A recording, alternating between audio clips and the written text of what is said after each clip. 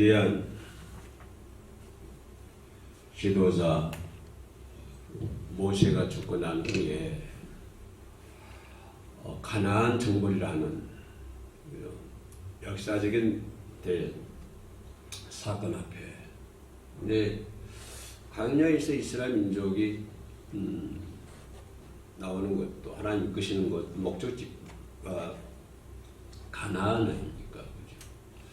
가나안 저가 우리를 가나안으로 이제 인도하기 위해서 하나님께서 이스라엘 민족을 애굽에서 이끌어내시는데 그러나 그 큰 일을 앞두고 모세가 그냥 가나안을 바라보면서 운영하지 않습니까?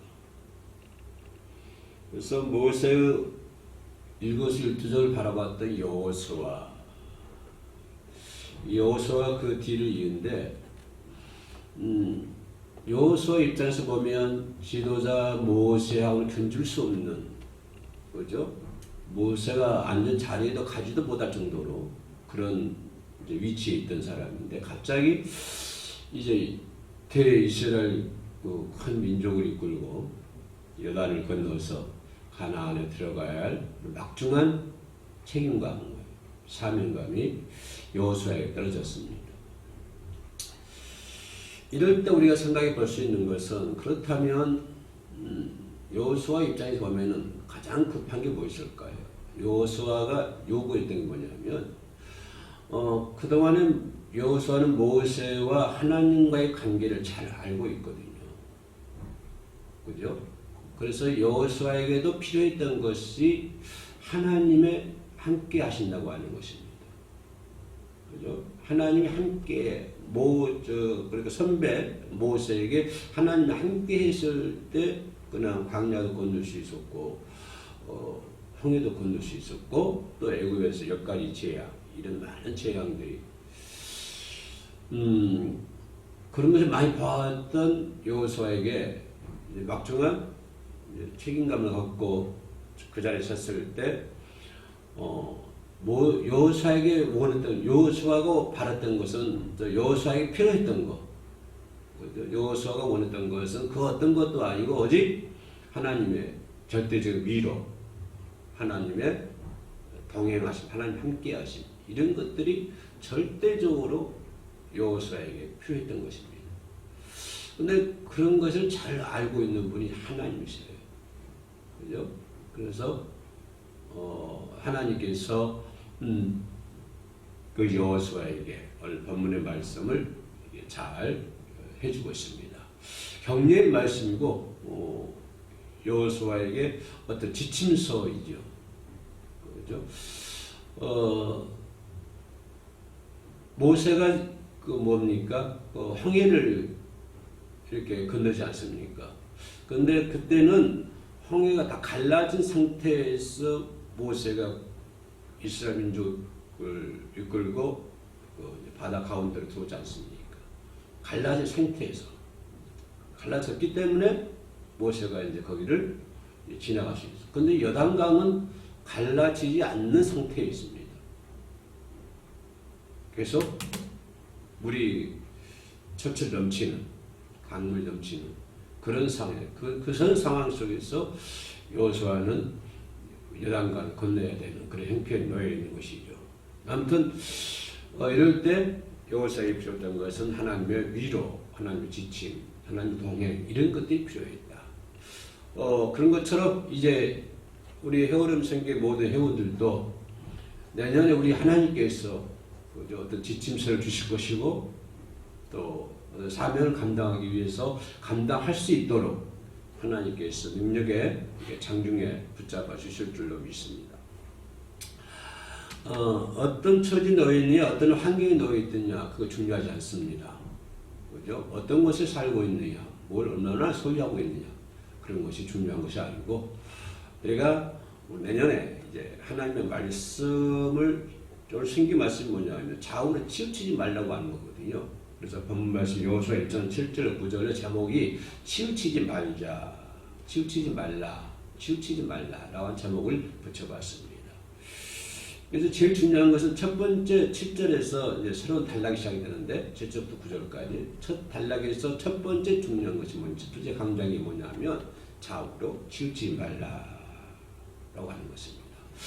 아무튼 모세도 위대한 지도자였고 하나님은 그때 따라서 위대한 지도자들을 선택해서 사용하는 것을 볼 수 있습니다. 아브라함 시대는 아브라함을 선택해서 또 위대한 지도자로 삼았고, 또 모세 시대는 또 모세를 통해서 또 위대한 지도자를 삼았고, 여호수아는 여호수아를 통해서 위대한 지도자를 삼았고, 또 신약 시대에 와서 예수님은 말씀할 것도 없이 또 예수님의 제자들의 환경을 보면은 참으로 비천하고 소외되는 그런 사람들이랄까요? 이렇게 낮은 세상에 살고 있는 그런 분들인데, 그럼에도 불구하고 그 시대에 하나님은 그들을 들어서 위대한 지도자로 삼고 있는 것을 볼 수 있습니다.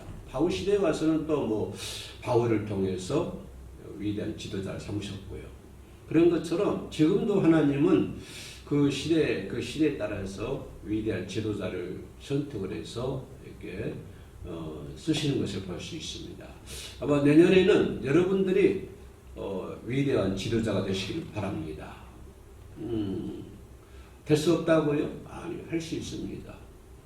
하나님이 함께 하시면 할 수 있는 거예요. 그래서 위대한 지도자가 되기 위한 수업이랄까요? 오늘은 거기에 대해서 살짝 살펴보도록 하겠습니다.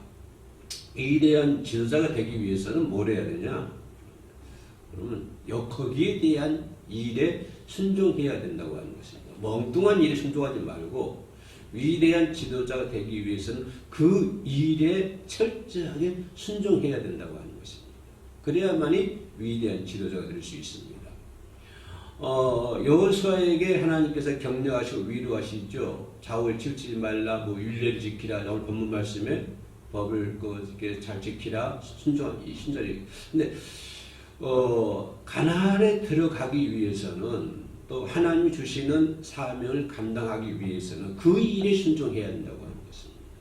만약 여호수아가 그 일에 순종하지 않고 엉뚱하게 내가 잘 살아야 되겠다, 어떻게 해야 되겠다, 내가 건강하게 살아야 되겠다, 이 일에 순종했다고 한다면 여호수아는 위대한 지도자가 될 수가 없던 것입니다. 그러니까 여호수아가 위대한 지도자가 될 수 있었던 배경은 그 일에 하나님께서 맡겨주신 그 사명, 그 일에 순종해야 된다고 하는 것입니다. 100% 순종해야 된다고 하는 것입니다. 그래야만이 위대한 지도자가 될 수 있다. 이 일을 좀 잠깐 옆에 비켜나서 좀 생각을 해보면, 우리는 이제 내년에도 하나님께 주시는 어떤 사명이 있을 것입니다. 반드시 내가 해야 할 일이 있겠죠. 그러면 그 일에 우리가 철저하게 순종해야 된다고 하는 사실, 이거 지금 내가 얘기한 건데, 근데 그 일에 순종하지 않고 엉뚱한 일을, 그 엉뚱한 일만 크게 순종하고 이 일은 하나님께 순종한 일은 조금만 한다고 한다면 그 사람은 위대한 지도자가 될 수 없는 것입니다. 그러니까 위대한 지도자가 되기 위해서는 다른 집에 가서 녹화하지 말고, 엉뚱한 데 가서 녹화하지 말고, 뭡니까?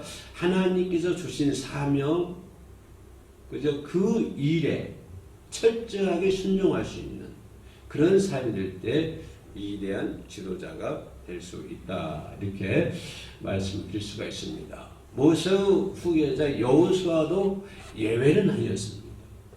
예외는 아니었어요. 그러나 뭡니까? 말씀을 떠나지 말라. 좌우로 치우치지 말라. 그리하면 내가 널 지켜주겠다. 이런 말씀이거든요.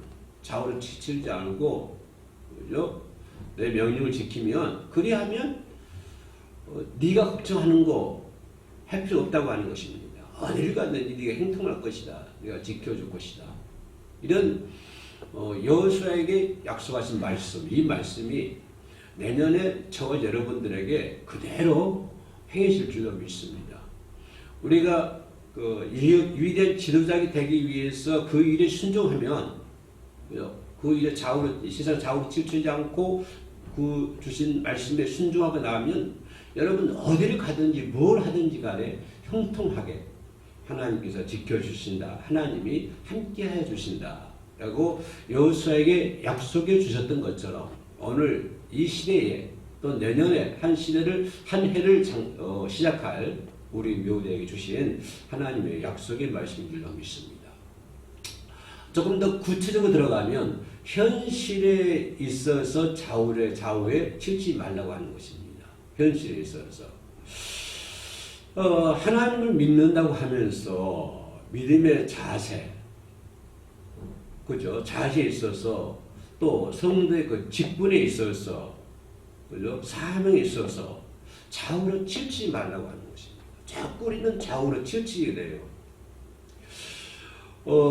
현실을 분별하지 못하고 이성을 분별하지 못하고 좌우에 치우치신 분들이 상당히 많이 있습니다. 그러니까 이건 하나님의 명과 반대잖아요. 그렇죠? 하나님을 믿는다고 하시면서도 믿음의 어떤 자세에 있어서 직분에 있어서 그죠? 좌우로 치우치는 자가 많이 있다 이것입니다. 그럼 직분 주셨으면 그 직분에 충성하라고 하는 것입니다. 순종하라고 하는 것입니다. 엉뚱한 노크를 하지 말고요. 엉뚱한 일에 순종하지 못하고 현실 분별하지 못하고 이성에 분별하지 못하고 좌우에 가가지고 엉뚱한 집 가가지고 노크하고 있지 않습니까? 내 집에 가서 노크하고 있어야지 왜 엉뚱한 집 가서 노크하고 있습니까? 그죠? 이거는 왜 그러냐면 그 숫자 노름입니다. 숫자 노름. 숫자를 보거나 또 현실을 보거나 그죠? 남을 보거나 이런 상황을 보기 때문에 그렇습니다. 숫자 노름. 예를 들어서 뭐가 얼마 있어야 되는데 뭐가 돼야 되는데 그리고 내 현실, 내 현실 처지, 그리고 내 이성 이런 것을 바라보니까 자꾸 이 좌우에 치우치된다고 하는 것입니다. 여호수아가 볼 수 있는 것은 현실을 바라보는 것이 아니고 누굴 바라봐야 되죠? 하나님을 바라봐야 되잖아요. 하나님을 바라보는 데 있어서 좌우에 치우치지 않아야 되거든요. 그래야만이 그 일을 감당할 수 있는 것입니다. 그죠? 근데 자꾸 현실을 바라보고 숫자를 바라보고 그러면은 좌우에 흔들리게 좌우를 바라보게 된다. 하나님을 바라보지 않으면 좌우를 치우치게 되겠다. 우리는 오직 하나님의 말씀만 바라봐야 됩니다. 하나님의 말씀. 여호수아가 그랬던 그럴 때 여호수아가 가나안을 들어갈 수 있잖아요. 요단강을 건널 수 있잖아요. 또 중요한 것은 우리 기독교인들이 아주 쉽게 빠지고 접근하시는 게 뭐냐면 신비주의. 이 신비에 많이 빠져서 헤매는 사람들이 엄청 많습니다. 뭐 직분의 목사 장할 거 없이 많은 사람들이 거기 딜레마에 빠져가지고 신비주의에 빠져가지고 좌우에 치우친 사람들이 너무 많이 있습니다. 우리 기독교는 신비와 기적의 종교입니다. 그죠? 기독교는 신비와 기적의 종교예요. 왜냐하면 하나님께서 천지를 창조하셨잖아요. 그리고 앞으로도 구름 타고 재림하신다. 그러니까 주님께서 말씀하셨습니다. 이건 모두가 기적 아닙니까? 천지만을 창조하시고 하늘 부활하시고 하늘로 올라가시고 또 구름 타고 천군 천사들의 나팔을 불면서 이 땅에 오신다. 이게 전부 다 신비 아닙니까? 기적 아닙니까? 그러나 이것으로 가득 차고 땅의 세계를 알지 못하면 그죠? 땅의 세상을 알지 못하면 변화산의 제자, 산 아래의 제자 그것밖에 되지 못하는 거예요. 그리고 우리가 말씀을 바라봐야지 그냥 그것만 바라보고 이 세상을 알지 못하면 그러면 그죠? 그러면 신비주의에 빠지게 된다 이 말입니다. 그럼 뭐 여호수아가 요단강을 건너고 가나안을 들어갔잖아요. 그죠? 그러면 여호수아의 입장에서 하늘만 쳐다보고 있을까요? 그 신비, 그 기적, 그것만 쳐다보고 있을 거예요? 아니에요. 하나님 말씀대로 발도 요단강에 들어가야 되고, 또 가나안에 들어가서 가나안 원주민들과 싸움도 해야 되고, 그 이런 거 많이 있지 않습니까? 이건 이 땅의 것들이거든요. 땅의 것들. 땅의 것을 바라봐야 된다고 하는 것입니다.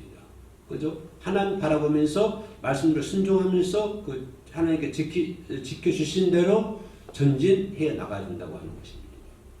그럼 가만히 앉아서 아유 하나님께서 요단강을 뭐 다 막아주겠지, 또 하나님께서 가나안 우리가 전투 안 해도 하나님께서 전부 다 가나안 원주민을 다 멸망시키고 다 해줄 거야. 12지파들 다 이 땅도 분배해 줄 것이고 뭐 사사들도 세우고 다 가만히 있을 거야. 가만히 앉으면 되겠습니까? 이제 아무것도 안 하고 가만히 앉아있는 게 신비주의라고 하는 것입니다. 아무것도 안 하고. 그런 신비주의에 빠지지 말라고 하는 것입니다. 그렇죠? 종교 지도자가 되기 위해서는 신비주의에 빠지지 말라. 또 율법에 있어서 치우치지 말아야 한다.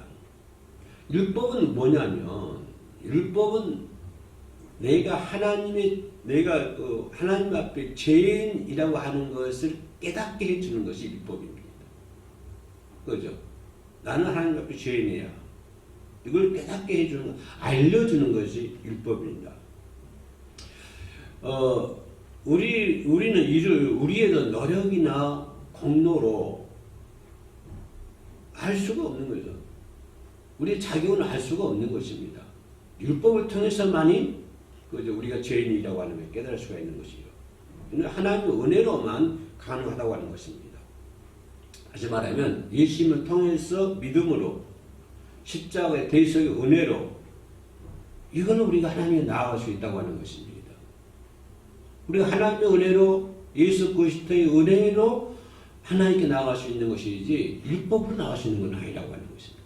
율법은 단지 우리가 죄인임을 깨닫게 해주는, 알려주는 것이고, 우리가 하나님께 나아갈 수 있는 것은 누구의 은혜입니까? 하나님의 은혜, 예수 그리스도의 은혜. 이 은혜로, 하나님의 은혜로 우리가 하나님께 나아갈 수 있다고 하는 것입니다. 그러므로 율법보다는 뭡니까? 하나님의 은혜로 하나님 말씀을 바라봐야 된다라고 하는 것입니다. 자꾸 율법의 잣대를 내지 말고, 율법이라는 것은 단지 우리가 하나님 앞에서 죄인이라고 하는 것을 알려주는 것이고, 우리는 율법보다는 하나님의 은혜로, 하나님의 말씀만 바라볼 수 있는 그런 자가 위대한 지도자가 될 수 있다라고 하는 것입니다. 마지막으로 생각해 볼 수 있는 것은, 위대한 지도자는 이 물질의 복에 치우치지 말라라고 하는 것입니다. 물질적인 복, 영적인 복, 물질적인 복이나 영적인 복에 있어서 좌우에 치우치지 말라고 하는 것입니다. 하나님은 여러분이 모든 것 잘 되기를 원합니다. 그죠? 이 세상 모든 사람들이 전부 잘 되기를 원해요. 하나님의 사랑 아닙니까? 하나님께서 잘 되기를 바라지 않는 사람이 계십니까? 여러분, 내년에 하나님이 잘 되기를 바라고 있습니다. 하나님 원하고 있습니다. 그래서 하나님은 모든 성도가 잘 되기를 바라요. 그죠? 그러니까 육적인 일에나 모든 일이 잘 되기를 바란다는 말은 육적인 일에도 잘 되기를 바라고 영적인 일에도 잘 되기를 바란다. 하나님께서. 그러니까 육적인 것이나 영적인 것에 치우치지 말라고 하는 것입니다. 그죠? 좌우에 치우치지 말라고 하는 것입니다. 그러니까 우리가 영적인 복도 하나님께 간구해야 되고, 또 육적인 복도 하나님께 간구를 해야 됩니다. 그렇죠? 육적인 복은 내두고 영적인 복만 간구하는 것도 아니고, 또 영적인 복을 간두고 육적인 복만 간구하는 것도 아니고, 영적인 복과 육적인 복은 그러니까 영혼이 잘 된 같이 범사가 잘 되는 그런 복으로 하나님께서 우리는 주실 것이고, 그렇게 하나님께 간구를 해야 될 줄로 믿습니다. 위대한 영적인 지도자가 내년에 다 되기를 원합니다. 그러기 위해서는 첫 번째 뭐냐면 현실에 치우치지 말라라고 하는 것이고, 두 번째는 어떤 신비주의에 빠지지 말라. 세 번째는 율법에 치우치지 말라. 율법보다는 하나님의 은혜로 하나님의 말씀을 바라봐야 된다. 마지막 네 번째는 물질적인 복에 치우치지 말라 하고 네 가지를 말씀드렸습니다. 내년에도 우리 다 함께 위대한 지도자가 되기 위해서 열심히 기도하고 찬양하고 경건한 예배를 드림으로요, 내년에도 맡은 직분, 사명 감당하시는 저와 여러분 되시기를 주의 이름으로 축원하겠습니다. 기도 올립니다. 하나님 감사합니다. 좌우로 치우치지 말라 주님께서 말씀해 주셨사오니 이 세상 그 어떤 것에 좌우에 흔들리지 아니하고 치우치지 아니하고 오직 나와 함께 하신 주님만 바라보며 주님의 말씀대로 순종하며 살아갈 수 있는 그런 믿음을 더하여 주시옵소서. 영혼이 잘된 같이 범사가 잘되는 복을 허락하여 주시고 건강의 복도 허락하여 주시고 하늘의 복도 허락하여 주시옵소서. 쓰고 나눌 수 있도록 도와주시고 거룩하신 하나님, 기도하는 것마다 모두 아버지 앞에 상달될 줄로 믿습니다. 기도의 응답받는 역사가 이루어지게 하시고 우리 모두가 하나님 은혜 가운데 경건하며 충만한 삶을 내년에도 살아갈 수 있도록 도와주시고 또 올해 잘못된 것 철저히 아버지 앞에 엎드려 회개할 수 있도록 도와주시옵소서. 남에게 상처 주는 것, 또 부정적인 것들, 죄를 지었던 것들, 미워했던 것들, 흉보는 것들, 시기 질투했던 것들, 교만한 것들, 거짓말했던 것들 철저히 회개할 수 있도록 도와주시기를 원합니다. 무엇보다도 아버지의 말씀에 신중하지 않는 것, 아버지 철저히 회개할 수 있도록 붙잡아 주시옵소서. 그런 걸 다 떨쳐버리고 다 내려놓고 또 새로운 마음과 새로운 결심과 새로운 사람으로 한 해를 맞이할 수 있도록 도와주시옵소서.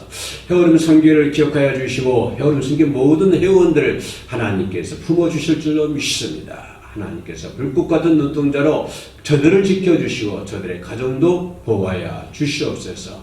해오름 선교를 통해서 선교 방송을 통해서 더 멀리 더 많은 사람들에게 그리스도의 복음과 그리스도의 사랑이 전해질 수 있도록 도와주시옵소서.